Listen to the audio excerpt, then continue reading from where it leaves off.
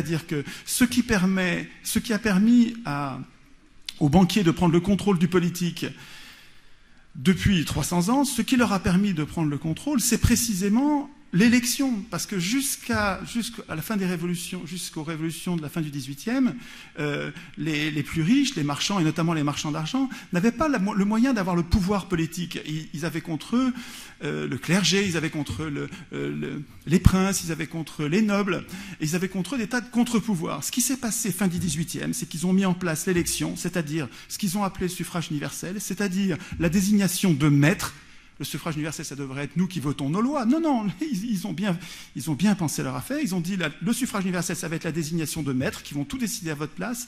Et l'élection, moi, ce que je vois depuis 200 ans, c'est que l'élection, elle permet aux riches d'acheter le pouvoir politique comme on achète des savonnettes. Et que 200 ans de gouvernement représentatif, depuis la Révolution française, donnent le pouvoir des riches tout le temps, absolument tout le temps. Et quand les mineurs font la grève, on leur tire dessus. Alors que 200 ans de tirage au sort à Athènes ont donné pendant 200 ans le pouvoir aux pauvres. Parce que c'était un homme, une voix, non pas pour désigner des maîtres, mais un homme, une voix pour voter ses lois. C'était pas les tirés au sort qui votaient les lois à Athènes, c'était les citoyens. Les citoyens athéniens étaient autonomes, ils produisaient leurs droits. Nous ne sommes pas.